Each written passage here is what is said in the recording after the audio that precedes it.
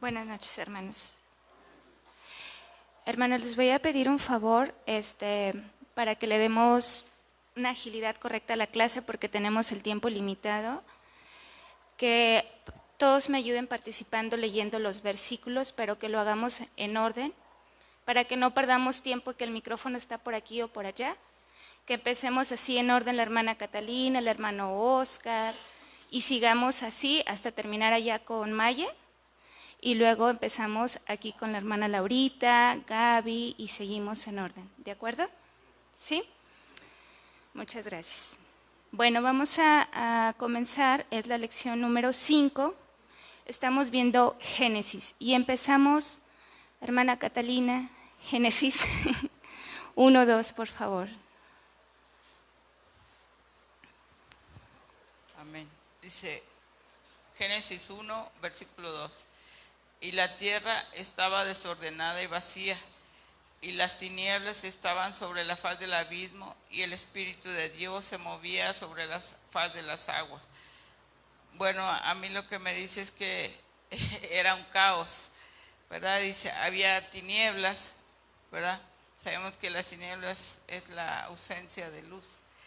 Entonces, ahí estaba el Espíritu de Dios moviéndose, ¿verdad? Moviéndose y haciendo la obra, ¿verdad? Eso es lo que yo puedo ver aquí.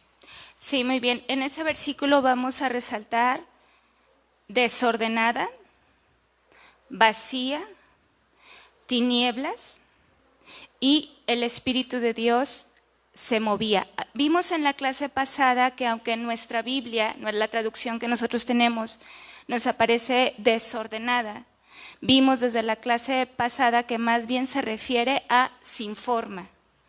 Vimos que viene del hebreo bohu, pero incluso si ustedes consultan una versión en inglés, una King James, ustedes pueden ver en Génesis 1:2 que dice without form, o sea, sin forma, ¿ok? Para que, nos quede más claro esta parte. Inicialmente no había nada digno de ser visto, pues la tierra estaba sin forma y vacía. Y aunque hubiese algo digno de ser visto, no había luz para verlo, pues las tinieblas cubrían la tierra. Esta imagen, o sea, esto de una masa sin forma, vacía y en tinieblas, ¿ya se lo imaginaron? O sea, está oscuro, no tiene forma de nada y está vacío. Esta imagen representa el estado del alma del hombre y de la mujer sin Dios. O sea, hay como un paralelismo, ¿sí? O sea, que si un hombre, una mujer que no tiene a Dios, pudiera verse en un espejo espiritual, ¿verdad? Si te ves en un espejo natural, pues te ves tú. Pero si pudiera verse en un espejo espiritual, ¿qué sería la imagen que se reflejara? Se reflejaría una imagen de algo que no tiene una forma, que está en tinieblas, que hay oscuridad y que por dentro, ¿cómo está? Hueco, ¿verdad? Vacío. Entonces, esta imagen es una representación. Vamos a ver hoy un paralelismo de lo que nos enseña la creación con cómo estaba el hombre o cómo es la vida del hombre sin Dios. Ok, primera parte. Dice vaciedad. El hombre desde que nace emprende una búsqueda interminable. O sea, nunca acaba. Siempre quieren más y más. Y si tienes una casa de un tamaño, luego quieres la más grande. Y si tienes el coche no sé qué, quieres el otro modelo. Y si tienes el iPhone, no sé en cuál iPhone van. ¿El 10? ¿Quieres el 11? ¿O el 14? No sé en cuál vas. Pero es una búsqueda interminable por sentirse pleno y feliz. Busca esta llenura en el trabajo, en las relaciones, en las cosas materiales, en el conocimiento, en el éxito, en la realización personal. Y todo lo que busca siempre le da una satisfacción momentánea, nunca lo llena. Cuando yo vine a la iglesia por primera vez, en esa época se repartían unos folletos, que no sé si todavía los tengan, que decían ¿qué le llenará ese vacío? No sé si todavía los tengan, y tenían como un monito con un hueco por aquí, ¿sí? Entonces, porque nada te va a llenar ese vacío. Eso es algo que solo Dios puede hacer. Despropósito, o sea, el despropósito es un paralelismo con sin forma, o sea, por ejemplo, hermanas, bueno, y hermanos, ustedes, por ejemplo, en la cocina, ¿sí? Dependiendo de la forma que tenga el sartén o la olla, dependiendo de su forma, ustedes le hallan un propósito, una función, ¿no? Si la olla está muy chiquita, dicen, pues a lo mejor me sirve para calentar agua para un té. Una olla más profunda y más grande, pues a lo mejor dicen es para una sopa. Un sartén plano, pues para unos huevos o algo. Entonces, aquí acuérdense, estamos haciendo un paralelismo, la tierra no tenía forma, entonces es como que el paralelismo es con despropósito. Así como la tierra no tenía forma y en ese estado no se podía entender su propósito, asimismo el hombre sin Dios no le encuentra sentido a la vida. Hay mucha gente que incluso cuando llega a su etapa de jubilación, pues ya no sabe qué hacer. O sea, hay gente que incluso no puede ni estar sin trabajar porque entonces dice, pues ya no sirvo para nada, ¿no?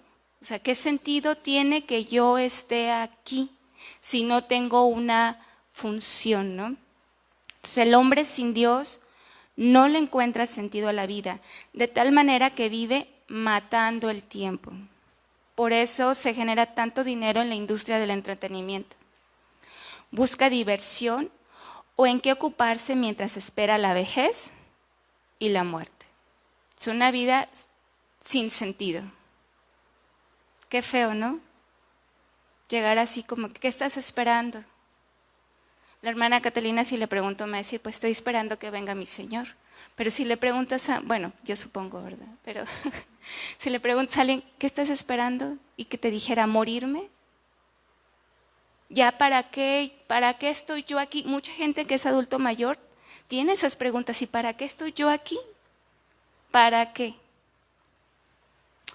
Oscuridad. Está en tinieblas. No está consciente de su condición espiritual, solo sigue la corriente de este mundo. No se da cuenta, no puede ver, está en tinieblas. De tal manera que la creación también refleja algunos aspectos de la obra de redención, así como Dios formó la tierra, la alumbró y la llenó de diversidad de naturaleza, Él también nos da, bueno, esto que acabamos de ver es el hombre sin Dios, pero la tierra no se quedó así, sin forma y vacía y en tinieblas.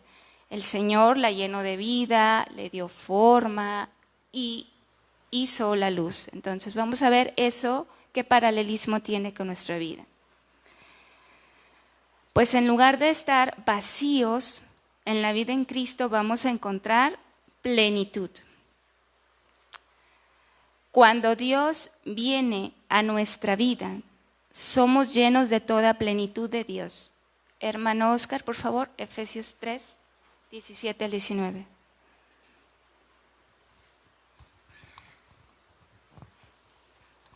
Dice así, para que habite Cristo por la fe en vuestros corazones, a fin de que, arraigados y cimentados en amor, seáis plenamente capaces de comprender que todos los santos, cual sea la anchura, la longitud, la profundidad y la altura, y de conocer el amor de Cristo que excede todo conocimiento, para que seáis llenos de toda la plenitud de Dios. O sea, conocer a Cristo, ¿verdad? Para que tengamos toda la plenitud realmente de Dios, o sea, lo ancho, lo largo, lo que sea, todo llega a Cristo. Sí, exactamente. Vamos a ponernos un poquito más en contexto en el porque esto es muy importante. Fíjense, desde el versículo 14. Aquí está escribiendo Pablo. Y Pablo dice, por esta causa doblo mis rodillas ante el Padre de nuestro Señor Jesucristo. Había un motivo importante. ¿Cuál era ese motivo? Versículo 15, de quien toma nombre toda familia en los cielos y en la tierra. Y aquí viene el motivo por el cual Pablo doblaba sus rodillas. Para que os dé, conforme a las riquezas de su gloria, el ser fortalecidos con poder en el hombre interior por su espíritu. ¿Para qué? ¿Y para qué quería Pablo? Primero que nada quería que fuéramos fortalecidos. ¿Para qué? Para que habite Cristo por la fe en vuestros corazones. ¿Y para qué? Porque aquí va dando muchas explicaciones del por qué. A fin de que, arraigados y cimentados en amor, seáis plenamente capaces de comprender con todos los santos cuál sea la anchura, la longitud, la profundidad y la altura, y de conocer el amor de Cristo, que excede a todo conocimiento. O sea, Pablo estaba diciendo, el amor de Cristo excede a todo conocimiento, por eso es una revelación que te tiene que dar Dios. ¿Y para qué? O sea, son como condiciones que se van enlazando, ¿sí se fijan? Se va enlazando una tras otra hasta que llegamos a la última condición, para que seáis llenos de toda plenitud de Dios. Para que seáis llenos. ¿Sí? Lo hemos visto y lo vamos a ver más adelante en la clase, pues es un camino. Y hemos visto cómo Dios a través de su palabra nos va formando, nos va moldeando, nos va renovando nuestra mente. Y aquí nos da estas, digamos, como condiciones para que al final seamos llenos de la plenitud de Dios. ¿De acuerdo? ¿Tienen dudas, hermanos? Si tienen dudas, comentarios, ¿no? Muy bien. Propósito. Nos muestra que el propósito principal de nuestra existencia es glorificarlo a Él. Erika, ¿nos ayudas por favor con Isaías 43, del 6 al 7? De nuestro versículo, cuando dice, y la tierra estaba desordenada y vacía, y las tinieblas estaban sobre la faz del abismo. Hablando de faz, ¿alguien sabe qué es faz? La cara, la superficie. Bien, ahora vamos a la siguiente parte del versículo, que es, y la segunda parte del versículo dice, y el Espíritu de Dios se movía sobre la faz de las aguas. La palabra movía, en hebreo, rahav, significa empollar. Algo similar a la gallina con sus pollitos. Bueno, aquí solo que la gallina, ¿alguien sabe cómo empolla la gallina? Ajá, se ensancha, cubre los huevos y ahí el trabajo de la gallina más bien es, no se mueve, les da calor. Se levanta la gallina solo como para sus necesidades, comer, las necesidades, y regresa y siempre. Pero aquí el paralelismo es que sin ese calor de la gallina, pues los pollitos pues no van a nacer, ¿no? No los empolla. Entonces, aquí es como, vamos a llamarle, sin esa actividad, ¿no? El Espíritu Santo se movía constantemente, preparando la tierra para darle forma, hacerla fructífera y un lugar habitable. La materia hubiera quedado por siempre muerta si Él no lo hubiese vivificado. Así como los huevos, si la gallina no empolla el huevo, no va a nacer ningún pollito. Al ver al Espíritu Santo moviéndose sobre las aguas, recordamos la porción en Juan 3:5. Hermana Laurita, Juan 3:5. ¿No trae lentes? ¿Gaby? Ok.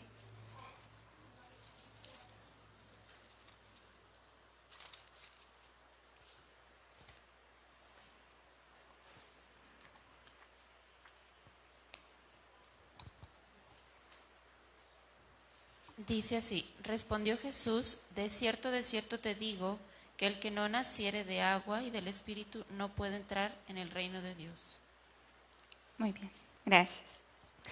Sí, dice aquí, el que no naciere de agua, que es la palabra, y del Espíritu, no puede entrar en el reino de Dios.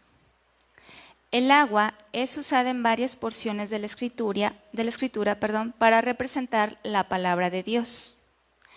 Efesios 5:26. Hermana Juani.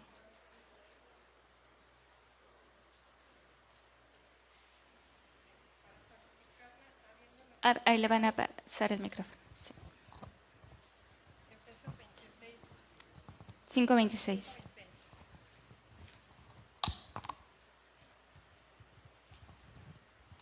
Para santificarla, habiéndola purificado en el lavamiento del agua por la palabra.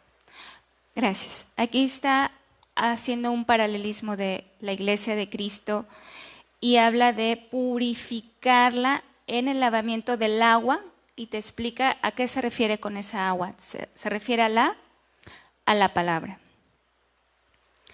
El ministerio del Espíritu Santo es creativo. Entra a escena y da vida. Job 33:4. Hermano Manuel, por favor.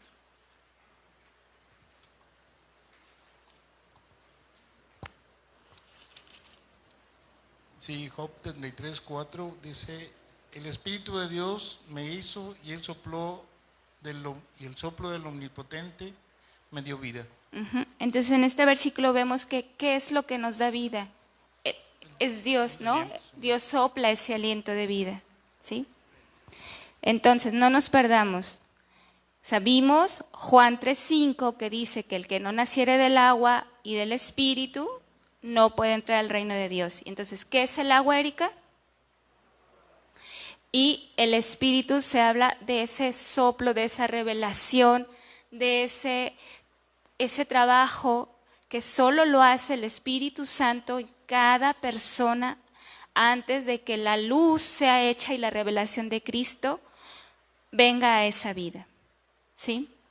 Un paralelismo que también podemos ver es cuando ustedes plantan cualquier semilla y esa semilla se está regando con agua. Ustedes no ven qué está pasando abajo de la tierra, pero ahí, con esa agua, primero se rompe esa semilla, se tiene que romper para que vaya brotando primero una raíz y luego ya vaya brotando hacia arriba, ¿verdad? Un tallito y una hojita. Entonces es el agua, pero también es algo sobrenatural que es una obra del Espíritu Santo, ¿sí? En la vida de cada persona. Bien, continuamos.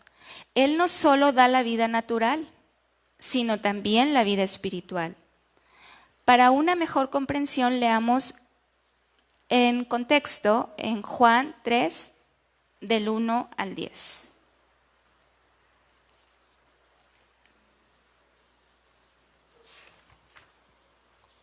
Hermano. Dice Juan 3, del 1 al 10. Dice: había un hombre de los fariseos que se llamaba Nicodemo, un principal entre los judíos. Este vino a Jesús de noche y le dijo: Rabí, sabemos que has venido de Dios como maestro, porque nadie puede hacer estas señales que tú haces si no está Dios con él. Respondió Jesús y le dijo: de cierto te digo, que el que no naciere de nuevo no puede ver el reino de Dios. Nicodemo le dijo: ¿cómo puede un hombre nacer siendo viejo? ¿Puede acaso entrar por segunda vez en el vientre de su madre y nacer? Respondió Jesús: de cierto te digo que el que no naciere de agua y del Espíritu no puede entrar en el reino de Dios. Lo que es nacido de la carne, carne es, y lo que es nacido del Espíritu, Espíritu es. No te maravilles de que te dije, os es necesario nacer de nuevo. El viento sopla de donde quiere y oyes su sonido, mas ni sabes de dónde viene ni a dónde va. Así es todo aquel que es nacido del Espíritu. Respondió Nicodemo y le dijo, ¿cómo puede hacerse esto? Respondió Jesús y le dijo, ¿eres tú maestro de Israel y no sabes esto? ¿Quiere comentar algo? No, pues bueno, nada más que pues Nicodemo fue impactado por esta conversación, ¿sí? De tal manera que cuando Jesucristo había ya fallecido, él estuvo ahí, ¿no?, pidiendo su cuerpo. Sí, ¿no? así es. Esta conversación es muy especial porque tenemos a un Nicodemo que obviamente no había nacido de nuevo en ese momento, ¿verdad? Entonces, Nicodemo entra así con elocuencia, ¿verdad? Así de que sabemos que has venido de Dios y está ahí, pero nuestro Señor Jesús siempre al grano, ¿verdad? Y a las cuestiones espirituales, y cuando le dice que si no nace de nuevo, que es el que no naciere de nuevo, no puede ver el reino de Dios. Entonces fíjense cómo el Señor Jesús hablando una cuestión espiritual, pero Nicodemo, sin haber nacido de nuevo, ¿a qué lo quiere relacionar? A una cuestión ¿qué? Física. Por tanto, Nicodemo, cuando le dicen que tiene que nacer de nuevo, dice, pues, ¿cómo? ¿Cómo puede nacer un hombre siendo viejo? ¿Puede acaso entrar por segunda vez en el vientre de su madre y nacer? No, pobre mamá, ¿no? ¿Cómo ya? O sea, no. Pero el Señor Jesús otra vez al punto. ¿De cierto? O sea, le está contestando. Aunque en ese momento Nicodemo puede ser que parecía que no, me está diciendo otra cosa, pero le está contestando porque Nicodemo pregunta, ¿cómo puede ser esto? Y le contesta, el que no naciere del agua y del Espíritu no puede entrar en el reino de Dios. Entonces es el agua y el Espíritu. Por eso, por ejemplo, ahorita que estábamos en la oración y estaban orando por personas a la cual se le comparte la palabra, ¿verdad? Entonces ahí está la palabra, está el agua, pero se requiere la otra parte, que es el Espíritu Santo trabajando en esas vidas para que se quiebre esa semilla y se produzca el nuevo nacimiento. Por eso es la palabra y en la oración rogarle a Dios que tenga misericordia de esas vidas y sean salvos, ¿verdad?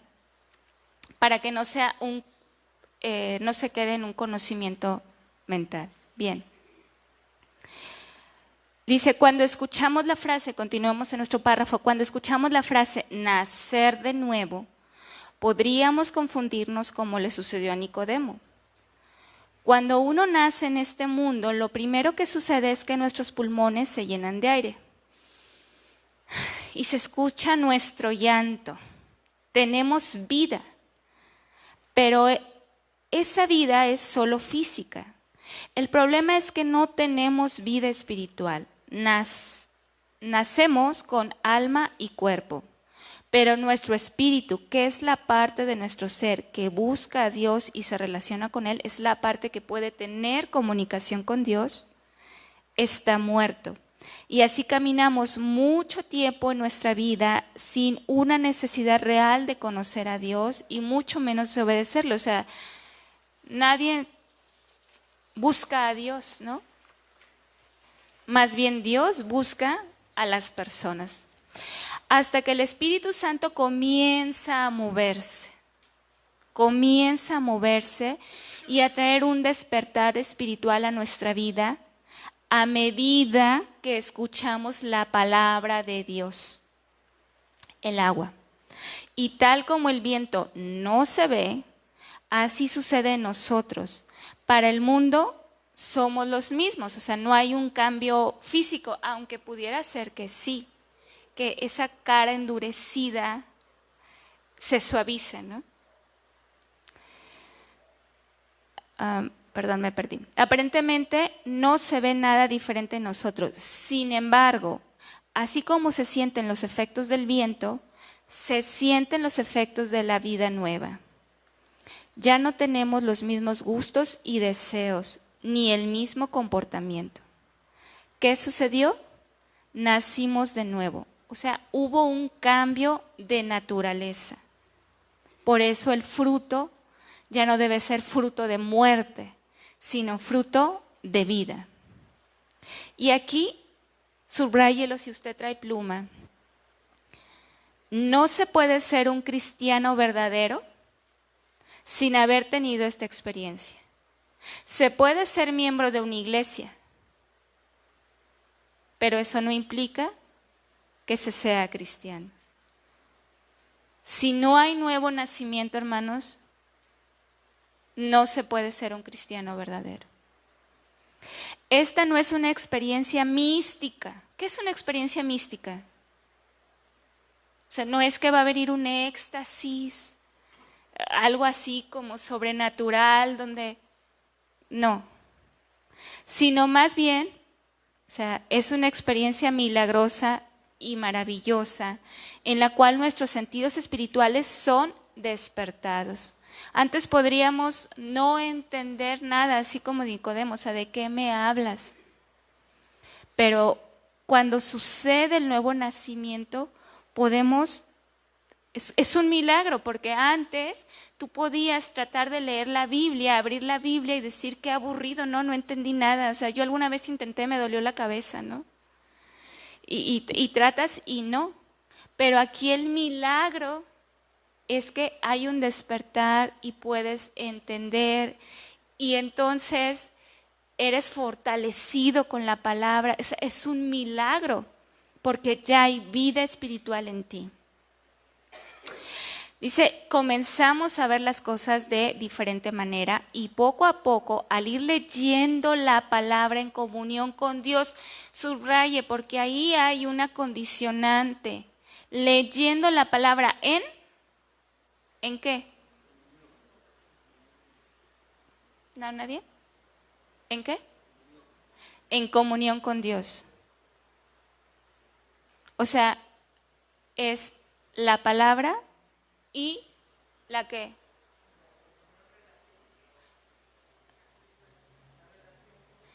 ¿Y cómo nos relacionamos con Dios? Me volví sorda, yo creo que no escucho nada. La oración, la oración, la oración. Y si usted no sabe qué decir, usted como quiera esté ahí. Y aunque usted piense que no entendió aparentemente nada, que estuvo tratando de orar y que 1000 luchas en su cabeza, usted permanezca ahí. Es un ejercicio. Y al final de su tiempo de oración y de lectura, usted va a sentir que usted no se va a levantar igual. Usted va a sentirse fortalecido. ¿Sí? Ok, entonces tiene que ir de la mano la lectura de la palabra y la comunión con Dios, y entonces pasa algo importante. ¿Qué pasa? ¿Qué dice ahí? Nuestra mente es renovada. Nuestra mente es renovada. Moisés, por favor, Romanos 12:2.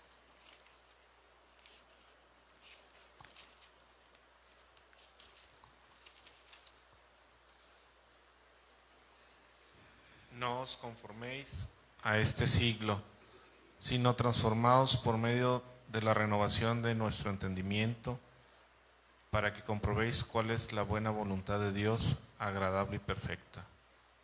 ¿Tienes algún comentario? ¿Tienes algún comentario? Todo esto va a ser mediante la lectura de la palabra, que es lo que nos va a transformar. Nos va a dar, acuérdense que estamos viendo cómo la tierra estaba sin forma, vacía y en tinieblas. Muy bien. Y es un paralelismo de nuestra vida sin Cristo. Entonces, ¿cómo es que vamos a tener forma? ¿Cómo? Aquí dice que vamos a ser transformados, o sea, vamos a tener nuestra forma va a cambiar, ¿no? Cuando transformas algo, cambió la forma. Pero esa transformación, ¿dónde? Es interna, ¿verdad? Y se tiene que transformar, se tiene que renovar nuestro entendimiento. ¿Y eso a través de qué? De la palabra. ¿Sí? ¿Vamos bien? ¿Tienen dudas? ¿No? ¿Comentarios? ¿No? ¿Quedó claro hasta aquí, hermanos? Hasta este punto es la comparación, ¿de acuerdo? Vamos a avanzar. Erika, ¿sí puedes leer? ¿Sí traes lentes? O sea, yo sé que sí sabes leer, pero luego me dicen que no traen lentes. Ok. Génesis 1, del 3 al 5. Sí, dice, y dijo Dios, sea la luz, y fue la luz, y vio Dios que la luz era buena, y separó Dios la luz de las tinieblas, y llamó Dios a la luz día, y a las tinieblas llamó noche, y fue la tarde y la mañana un día.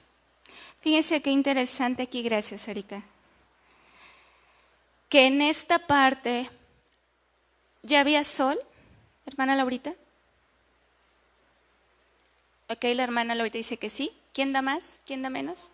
La hermana Catalina dice que no. ¿Quién me lee los versículos que apoyen el sí o el no? ¿No? ¿Nadie? Fue hasta el cuarto día, está ahí más adelante, ¿no? Versículo 14, muy bien. ¿Lo quieres leer, Jorge?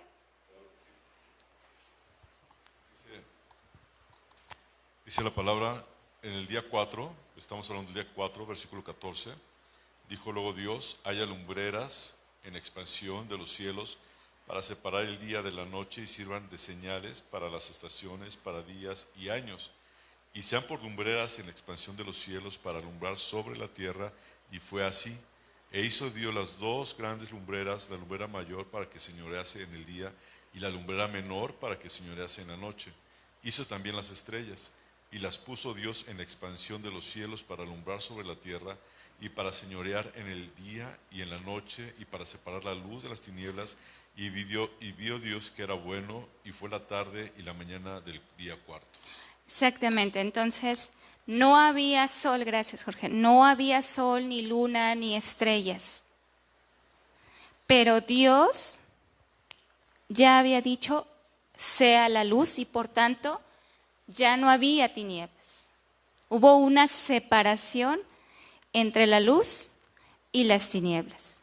Seguimos en nuestra hojita, dice, y dijo Dios, es algo que se repite, dice, Dios creó toda la tierra con el puro poder de su palabra. Él habló e instantáneamente se hizo realidad. El Evangelio de Juan dice que todas las cosas por Él fueron hechas. Hermana Sarita, Juan 1:3, por favor. Sí, amén. Todas las cosas por Él fueron hechas, y sin Él nada de lo que ha sido hecho fue hecho. ¿De quién está hablando aquí en este versículo? De Cristo. De Cristo, así es. Todas las cosas por Él fueron hechas. Juan se refiere a Jesús como el verbo, o sea, la palabra en acción. Y en ese primer capítulo de Génesis lo podemos ver en acción. Es interesante que lo primero que Dios hizo fue la luz, y más interesante aún que todavía no había creado el sol, ni la luna, ni las estrellas, y ya había luz. Desde la antigüedad, la humanidad ha adorado al sol. Pero aquí queda claro que el sol no es Dios. El que debe ser adorado es el Creador y no las criaturas. Hermana Dalia, Romanos 1:25, por favor.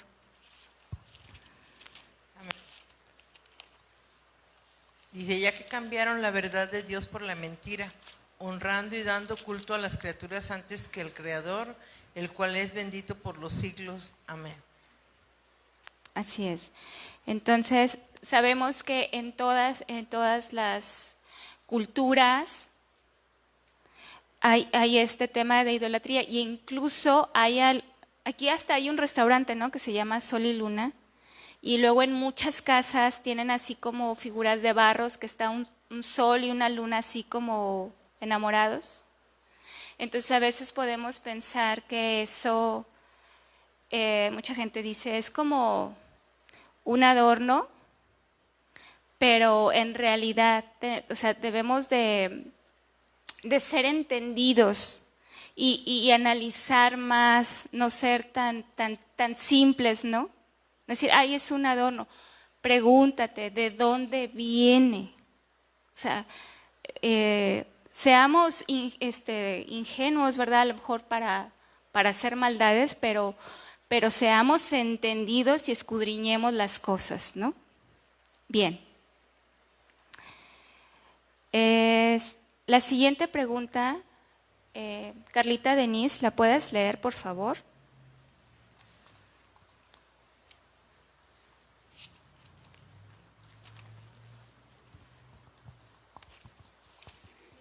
Este es el mensaje que hemos oído de Él y os anunciamos. Dios es luz y no hay ninguna tinieblas en Él. Entonces dice, ¿quién es la luz? Dios. Dios. No el sol, ni la luna. Bueno, de por sí la luna no tiene, ¿verdad? La luz es lo más puro y brillante que el hombre ha conocido. Con frecuencia se usa para describir una escena llena de gloria y esplendor, ¿no? Siempre cuando se ilumina, ¿no? La luz es fascinante, imponente y necesaria. Las Escrituras declaran que Dios es luz.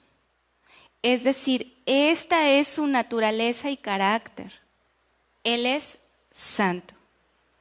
La vida humana, haciendo este paralelismo que vamos haciendo en toda la clase, la vida humana no puede existir en tinieblas. Todos cuando hicieron el experimento, bueno, supongo que todos, o la mayoría, de la semillita que tenía que germinar, la tenías que poner con agua y todo eso, y la tenías que poner cerca de ¿qué? De la luz, cerca de una ventana, pues para que le dé luz y pueda germinar. Entonces, la vida humana no puede existir en tinieblas, por eso Dios creó la luz para que el hombre pudiera vivir y andar por la tierra. Esto en lo natural, pero también en lo espiritual, Dios no quiere que el hombre viva en tinieblas, tropezando, a ciegas, preguntándose su propósito, su origen y su destino. Antes de leer Juan, ¿quién sigue? Jorge. Juan 12:35. Yo creo que si no todos, sí la mayoría, o al menos yo recuerdo estar muy chiquita, 7 años, y preguntarme, ver el cielo y preguntarme, ¿de dónde venimos? ¿Por qué estamos aquí? ¿Por qué hay vida? Porque yo veía las montañas y yo decía, ¿y si no hubiera esto? ¿Qué habría? Yo creo que es algo que todos en algún momento de nuestra vida, más chicos o más grandes, no lo hemos hecho. Pero Dios nos llena y Dios nos revela que hay un propósito para nuestra vida. ¿Cuál es, Gaby? ¿Ya lo vimos? ¿No? ¿Cuál es el propósito, hermana Catalina?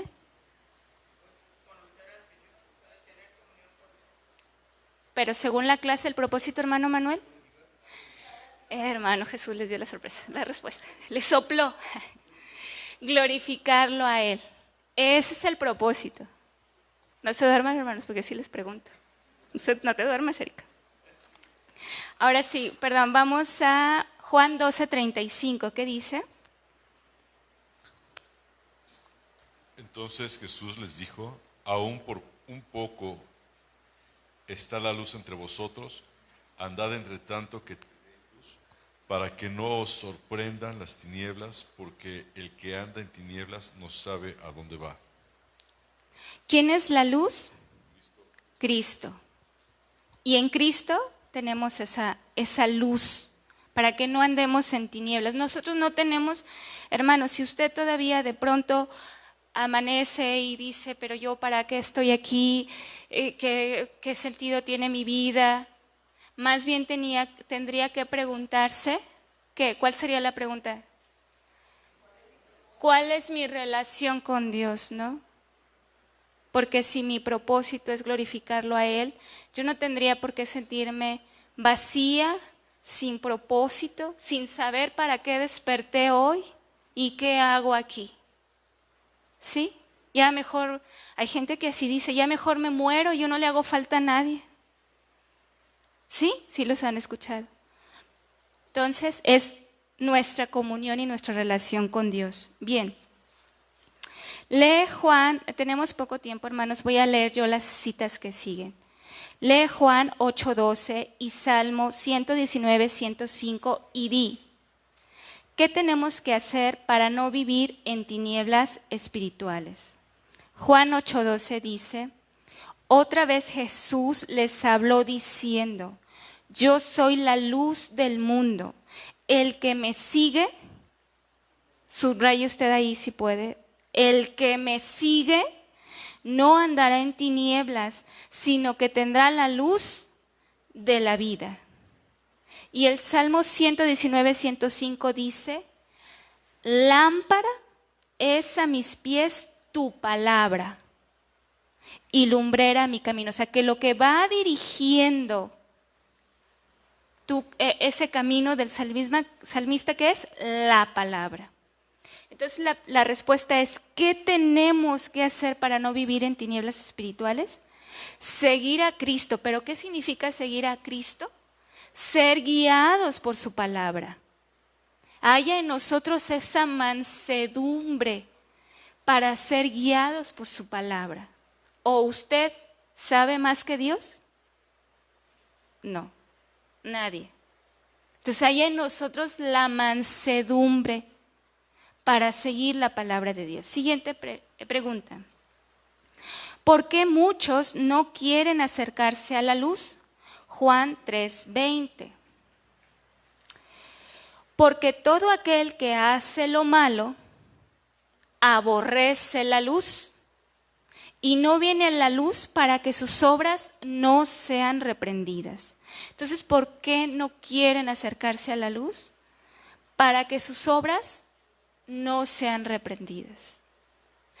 Hermanos, si la luz de Cristo habita en nosotros y están en el trabajo diciendo chistes, cosas, por ejemplo, a la hora de comer, ¿no? Que se juntan ahí en las áreas de comer. Y usted entra, ¿qué sucede en automático? Silencio. Silencio. O sea, les incomoda. Hermano, y si ellos están diciendo chistes, cosas groseras, y usted entra y nadie se calla y siguen con los chistes, pregúntese cómo está su relación con Dios. ¿Sí? La mejor, seguimos nuestro último parrafito, la mejor forma de revelar la condición torcida de una vara es poner junto a esta una vara recta. ¿Alguien ha escuchado del nivel que usan los maestros en la construcción? ¿Qué pasa cuando el maestro no usa nivel? O sea, cuando tú vas a una construcción o le pides que te haga algo y te está... Mi suegro una vez le dijo a un maestro, bueno, usted no sabe que hay una cosa que se usa que se llama nivel. Estaba todo torcido. Para eso se usa el nivel. Tú lo pones y es la manera que tú tienes para saber que eso está derecho. Entonces, tú una vara torcida, pon a un lado la vara que está recta y te vas a dar cuenta. Al venir Jesús a esta tierra, reveló la condición depravada de la humanidad en comparación con él. El problema de la humanidad es que, hermana Laurita, ¿cuál es el problema de la humanidad? Que el hombre se compara ¿contra quién? Contra otro hombre y otra mujer, y siempre busca algo muy conveniente. Claro, sí, pero yo no soy como fulana que no sé qué, que no, yo sí, no sé qué. Entonces, pero aquí la medida, la vara, el nivel para un cristiano, ¿cuál es? ¿Cuál es, hermana Laurita? Cristo. Sin embargo, el Señor no rechaza a nadie que venga a la luz, con un deseo sincero de ser perdonado y transformado por Él. Juan 6:37b dice, y al que a mí viene, no le echo fuera. Y Santiago 4:8 dice, acercaos a Dios, y Él se acercará a vosotros. Pecadores, limpiad las manos, y vosotros los de doble ánimo. ¿Qué es alguien de doble ánimo? ¿Sí? O sea, no está definido, ¿verdad? Como que se va para allá. Ni es tibio, ni es caliente, ni frío. Ahí está. Purificad vuestros corazones. O sea, el Señor no rechaza a nadie, pero vamos a ir a buscar una cita que no viene ahí en sus hojitas. Mateo 9:13. Hay un pero, o sea, el Señor no nos rechaza, hay una condición. Mateo 9:13 dice, id pues y aprender lo que significa. Misericordia quiero y no sacrificio, porque no he venido a llamar a justos. Hay un llamado. ¿A quién está llamando el Señor? Dice, a pecadores. ¿Y a qué los llama? Al arrepentimiento. O sea, el Señor no rechaza a nadie, pero que nos acerquemos con un deseo, ese arrepentimiento. Y bueno, también sabemos que el que una persona se arrepienta es la obra de ¿quién? Del Espíritu Santo. ¿Sí? Hermanos, ¿hay alguna duda, comentario adicional? ¿Alguien quiere comentar algo? ¿No? Bueno, entonces cedo lugar.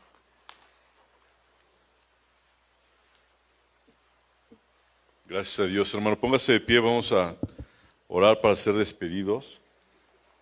Gracias a Dios por la clase, gracias a Dios por su palabra, gracias a Dios por la vida de Sara Nayeli. Siempre me preguntan, ¿por qué digo todo el nombre? Pues no sé, se me quedó.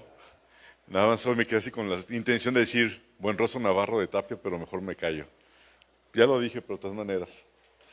Ok, vamos a orar. Cierre sus ojos. Cierre sus ojos. Vamos a buscar al Señor en oración. Yo le quiero pedir, hermano, que realmente le agradezcamos a Dios que Él nos haya transformado con el poder de su palabra. Como leíamos al principio, había tres cosas: vaciedad, despropósito y oscuridad, y es lo que había en nuestras vidas, ¿verdad? Y el Señor vino a nuestras vidas. Qué precioso, cuán grande es su amor. Padre, te doy gracias por tu amor. Gracias por tu amor. Gracias porque no lo merecíamos. Sin embargo, como dice tu palabra, con amor eterno nos has amado, Dios. Y sigues prolongando tu misericordia, Dios, de tal forma que se renuevan cada mañana, Dios, para con nosotros. Gracias, Señor mío, porque tú le diste forma a nuestra vida, Dios. Tú nos diste un camino que es Cristo al que debemos de seguir, para que tu nombre sea glorificado y exaltado en nuestras vidas, Dios. Vamos a partir de este lugar. Te ruego en el nombre de Jesús que vayas con nosotros. Te doy gracias, bendito Dios, porque nos permites venir y descansar en tu palabra, Dios.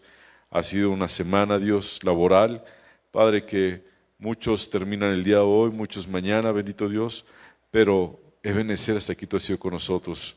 Padre Dios, fortalece nuestras vidas físicas y espiritualmente, y gracias por tu palabra. En el nombre de Jesús, Señor, vamos a partir de este lugar. Ve con cada uno de nosotros. Que tu gracia, tu misericordia, Padre Dios, y tu Santo Espíritu vayan con cada uno de nosotros. En Cristo Jesús. Amén. Están despedidos, hermanos. Dios les bendiga.